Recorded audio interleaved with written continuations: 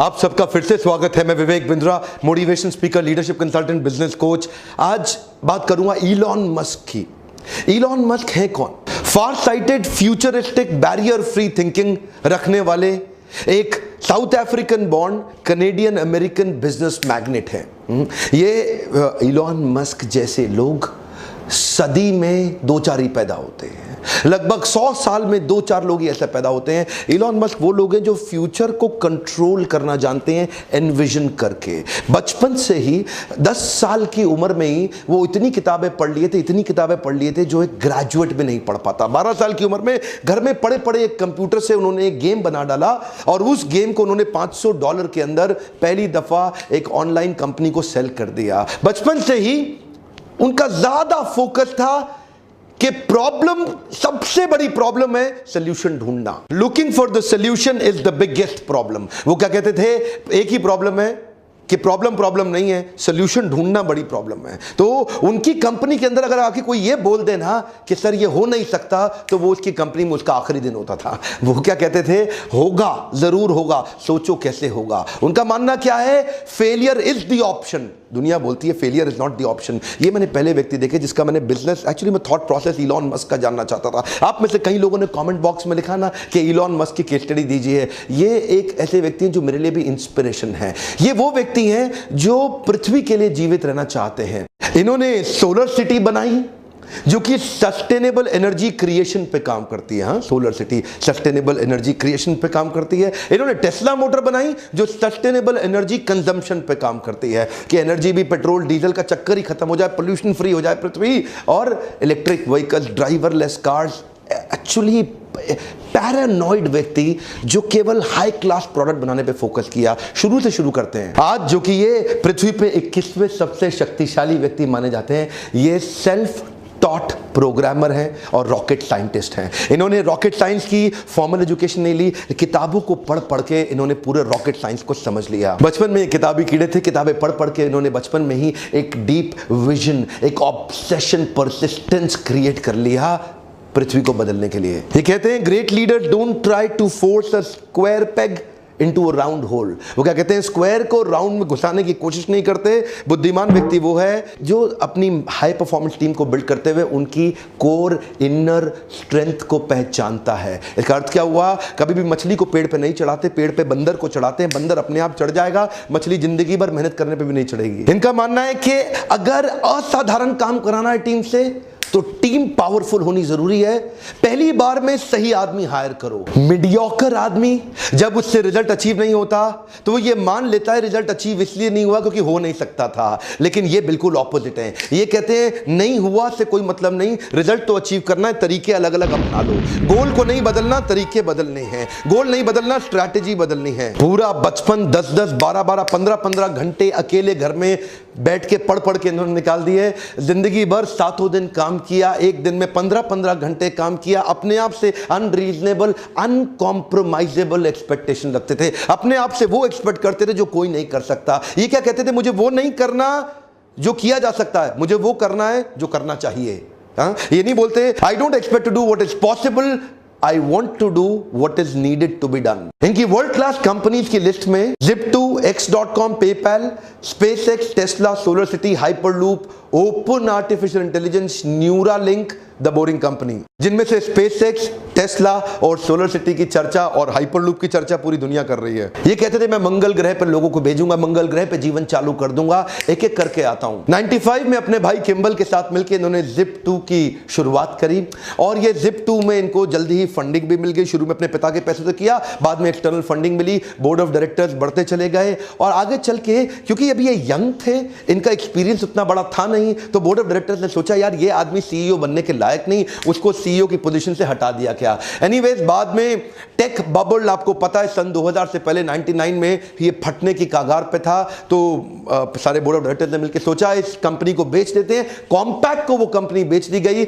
जहां से जो पैसा मिला उसमें इनका 7% इक्विटी था, जिसमें इनको $22 मिलियन तुरंत मिला। और वो $22 मिलियन ये घर में रख करके रईस आदमी की तरह घूम सकते थे, छोटे थे, यंग थे, लेकिन वो पूरे $22 मिलियन एक एक करके उन्होंने आगे इन्वेस्टमेंट शुरू कर दी और तुरंत चालू करी X.com। ये एक ऑनलाइन ट्रांजैक्शन की ऑनलाइन बैंकिंग कंपनी थी, अपने आप में पहली ऐसी कंपनी दुनिया भर में। आगे चल के कन्फिनिटी नाम की एक कंपनी के साथ इसका क्लैश हुआ, लेकिन उसी समय दोनों कंपनी मर्ज हो गई और उसका नाम पड़ गया पेपैल। क्या आप जानते हैं पेपैल? दुनिया भर में आज पेपैल फेमस है। उसको किसने स्टार्ट किया, उसको किसने बड़ा रूप दिया? वो इलॉन मस्क ही थे। उनका जो सीटीओ था ना, चीफ टेक्निकल ऑफिसर, उसके साथ इनकी बहसबाजी हो गई। ये सीईओ थे, वो सीटीओ थे, और बहस ऐसा हुआ कि वो सोच रहे थे कि लाइनेक्स पे रखें इसको कि विंडोज पे लेके जाएं, और उस बहस के चक्कर में सीटीओ ने बाकी बोर्ड को अपने साथ लिया। ये भाई साहब की अभी नई शादी हुई थी इलॉन मस्क की, ये गए हुए थे हनीमून पे, पीछे से उन्होंने इसको बाहर निकाल दिया और सीईओ की पोजीशन से बाहर कर दिया। बहरहाल उस कंपनी से भी बाहर हुए ये, लेकिन तब बाहर होते वक्त इनका शेयर बहुत बड़ा हो चुका था। $165 मिलियन लेके बाहर निकले तो रुके नहीं। अब क्या सोचे? मुझे लगता है कि मंगल ग्रह पे जीवन होना चाहिए। ये सोचे मंगल ग्रह पे पेड़ पौधे उगाऊंगा, उसके बाद लोगों को बसाऊंगा, पूरा जीवन बसाऊंगा। ये रशिया गए। रशिया जाके उन्होंने बोला कि कुछ ऐसे रॉकेट्स का अरेंजमेंट किया जाए कि जिससे मैं मंगल ग्रह जा सकूं। उन्होंने इनको प्रपोजल दिया कि $8 मिलियन लगेगा। अब ये सोचने लगे, यार $8 मिलियन तो बहुत ज्यादा है। ये रशिया में काफी नेगोशिएट करने की कोशिश जब की तो उनके प्रोजेक्ट को रिजेक्ट कर दिया गया। ये वापस आ गए। वापस आके सोचे क्यों ना मैं ये कंपनी खुद ही बना लूं, तो पढ़ने लग गए। अपने आप पढ़ पढ़ के इन्होंने अपने आप उसी समय स्पेसएक्स कंपनी फाउंड करी। जिस प्रकार हेनरी फोर्ड ने commercially viable automobile industry create करी, उससे पहले गाड़ियां बड़ी महंगी बनती थी। हेनरी फोर्ड ने उसको कमर्शियली वायबल बनाने के लिए बड़ा एक असेंबली लाइन बना दिया। बोले जैसे हेनरी फोर्ड ने उसको कमर्शियली वायबल किया, तो मैं स्पेस ट्रैवल को कमर्शियली वायबल क्यों नहीं कर सकता? $8 मिलियन तो बहुत ज्यादा है एक रॉकेट का। तो ये सोचने लगे कुछ ऐसा किया जाए कि रीयूजेबल रॉकेट तैयार किए जाएं। तो रॉकेट साइंस की इनको पढ़ाई इन्होंने फॉर्मली तो नहीं करी थी, लेकिन इससे पता चलता है कि एक आदमी नेट को खोल के या किताबों को खोल के या एनसाइक्लोपीडिया को खोल के किताबों को पढ़ के खुद भी सीख सकता है, और वो इन्होंने किया। प्राइवेट ऑर्गेनाइजेशन स्पेस ट्रैवल को रीडिजाइन कर देगा, इसका किसी को विश्वास नहीं हुआ। कोई नहीं बोला कि मैं इसकी मदद करने, कोई नहीं आया। एक्चुअली मुद्दा यह नहीं था कि रॉकेट को ऑर्बिट में पहुंचाना है। एक्चुअली मुद्दा यह था कि लो कॉस्ट में रॉकेट को ऑर्बिट में पहुंचाना है, और उसी रॉकेट को फिर वापस भी लेके आना है उसको रीयूज करने के लिए।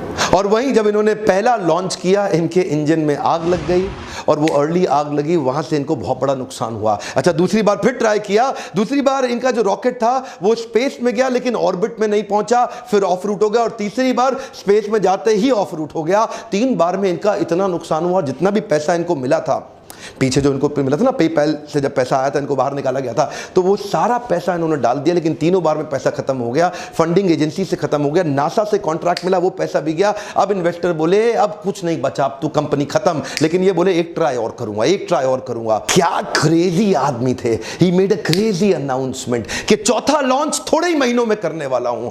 एक्चुअली इस इंडस्ट्री में इतने छोटे छोटे गैप पे कोई लॉन्च नहीं करता, पर ये छोटी उम्र के अंदर ही बहुत बड़े, इनका रिस्क एपेटाइट बहुत बड़ा था, और अपना सब कुछ दांव पे लगाने को तैयार थे। अपना घर मकान बेच के किराए पे शिफ्ट हो गए, सबके कर्जे लेकर के आखिरी बार ट्राई किया, और इस बार न केवल सफल हुए बल्कि $1.5 बिलियन का नासा से एक प्रोजेक्ट भी ले लिया, और नासा ने अब इनको फंड किया, बोला आप हमारे लिए काम करिए। आप जानते हैं हमारा इसरो और नासा ये सरकारी पैसे पे काम करते हैं, लेकिन रीयूजेबल रॉकेट सरकारी पैसे के बिना उन्होंने प्राइवेट दम पे, बिना फॉर्मल पढ़ाई के, अपने आप किताबें खोल के पढ़ पढ़ के खुद ही कर डाला। ऐसा पैरानॉइड विजन, अपने प्रोडक्ट और अपने क्राफ्ट को अचीव करने के पीछे ऑब्सेशन। देखिए, यही मैं आज अपने देश में देना चाहता हूं मैसेज। हमारे देश में भी ऐसे कई लोग खड़े होंगे जो इन वीडियोस को देख रहे हैं। आज ये नासा स्पेस एजेंसी के इक्विपमेंट कार्गो और सैटेलाइट ऑर्बिट तक पहुंचाते हैं, और रीयूजेबल प्रोजेक्ट बना दिया। अभी इसके साथ साथ इन्होंने, अभी चल ही रहा था, ये टेस्ला मोटर में भी पैसा डाल दिया।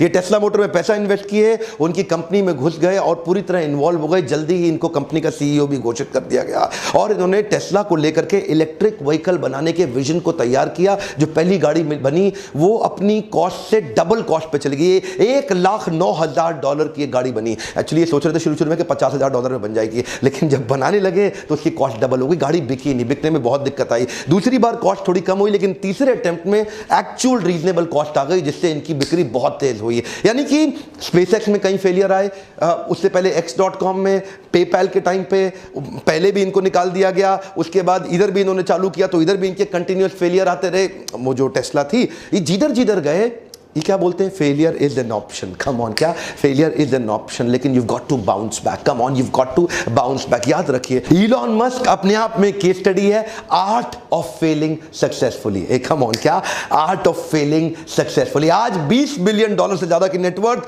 दुनिया के 50 सबसे पैसे वाले अरबपतियों में इनका नाम आता है। दुनिया भर में इनका इन्फ्लुएंस इतना बड़ा हो गया, भारत भी आ रहे हैं इलेक्ट्रिक गाड़ियों को लेकर के, उसकी तैयारी हो रही है। हमारे प्रधानमंत्री से इनकी मुलाकात भी हुई, और आप तो जानते भी हैं आज हमारे देश में पेट्रोल डीजल गाड़ियां हटाने की पूरी तैयारी की जा रही है, इलेक्ट्रिक व्हीकल्स लाने के लिए ड्राइवरलेस पावरफुल गाड़ियां बना रहे हैं। आज इलॉन मस्क दुनिया भर में छा गए हैं। Futuristic, future oriented, barrier free thinking, ये जो ढक्कन लगा ना बैरियर, वही सबकी समस्या। आज एक बात कहना चाहता हूं, कुछ भी भूल जाना जिंदगी में, ये बाउंस बैक को मत भूलना, हमेशा बाउंस बैक करना। मैं हर वीडियो में बताने की कोशिश करता हूं, मेरे बाउंस बैक सीरीज के पावरफुल मोटिवेशनल इवेंट्स भी होते हैं, आप भी आइएगा। वीडियो के एंड में नीचे जाके चेक करिए, डिस्क्रिप्शन में लिंक दिया होगा, क्लिक करिए और अपनी सीट ब्लॉक करिए। आप और ट्रेनिंग करना चाहते हैं, अपनी लीडरशिप फनल में आना चाहते हैं, तो इस नंबर पे फोन करके आपको पावरफुल शक्तिशाली एंटरप्रेन्योर बनाने के कुछ ऐसे टूल्स और स्ट्रैटेजीज बनाई हैं, ऐसे फ्रेमवर्क्स तैयार किए हैं। 6 महीने का कोर्स है, आपको सफल बनाने की जिम्मेदारी मेरी। आप फोन करके अगली डेट का पता लगाइए कि ये 6 महीने का प्रोग्राम आप किस तरह से अटेंड कर सकते हैं, और आप अपने एक शक्तिशाली एंटरप्रेन्योरियल एबिलिटी को 10 गुना बड़ा कर सकते हैं। आज तो वीडियो मैंने एलॉन मस्क पे बनाया, नीचे मेरे को मैं प्रश्न में आपसे आज पूछूंगा, और किस दुनिया के पावरफुल लीडर के बारे में आप जानना चाहते हैं, जिनके बारे में मैं आपको शेयर करूं। आपको इंस्पायर करना ये मेरी जिम्मेदारी है। चैनल पे वापस आके सब्सक्राइब करना, बेल आइकन को हिट करना, दूसरों से कराना ये आपकी जिम्मेदारी है। और एक रिक्वेस्ट करना चाहता हूं, हमारे भारत में भी ऐसे पावरफुल पोटेंशियल्स हैं, लेकिन दबे हुए हैं क्योंकि बैरियर बन जाते हैं, उनको आसपास के लोग दबा देते हैं, कर नहीं पाते। घर बैठे बैठे ये फ्री वीडियोस आपको देखने को मिल रहे हैं, इतना सा काम करिए, शेयर करिए, तक कुछ क्या पता कि किसको कौन सी बात कब चिंगारी की तरह लग जाए और उसका एक जे कर्व हो जाए, उसकी ग्रोथ हो जाए। तो शेयर करिए, सारे व्हाट्सएप ग्रुप्स में, हो सके तो डाउनलोड करके सबको शेयर कर दीजिए। मेरे साथ जुड़े रहने के लिए, हर बार वीडियोस को वापस आके देखने के लिए प्रेम पूर्वक आप सबका फिर से बहुत बहुत धन्यवाद।